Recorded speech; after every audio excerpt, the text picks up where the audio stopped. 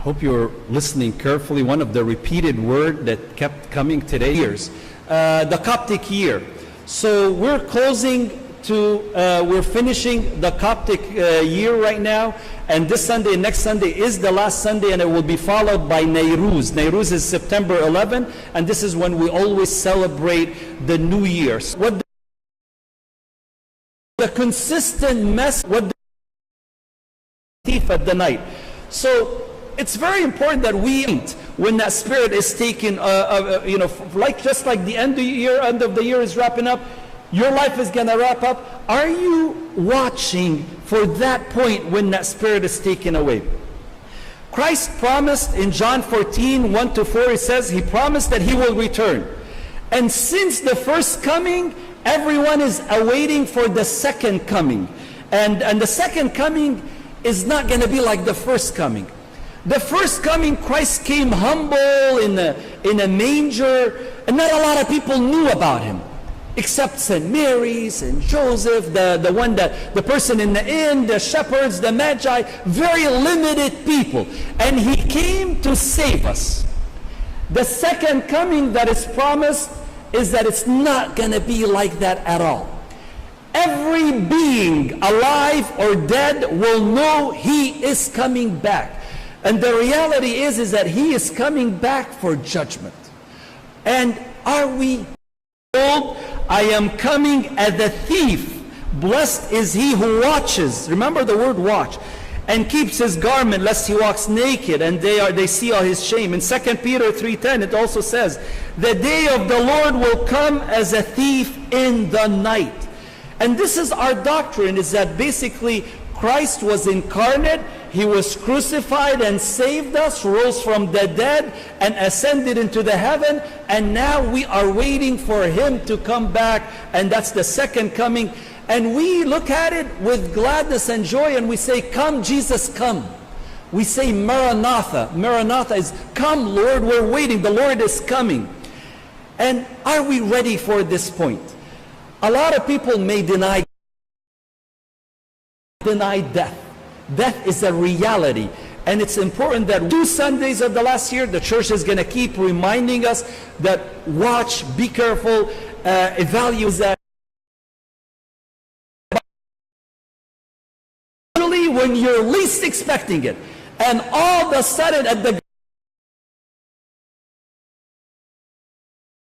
and just like that suddenness, that's when that death will come, that spirit will be called, and we are to be ready for that moment. And the question the church is teaching, reminding each one of us, is that death is coming, and are you ready for that point? I'll give you a couple of examples, because there's several examples that we live. It's just like what we live today. When you look at Noah, when Noah was building the ark, it took him 100 years to build the ark. God told him, there's going to be a... And the people around Noah were mocking him. Look at this guy. He's building this ark. He's preparing for something that is so...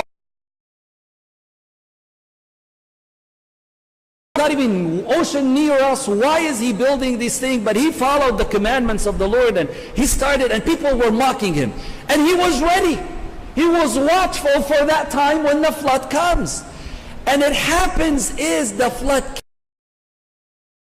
Read the story of Noah. Those who were prepared and were inside the ark were the only ones that were saved.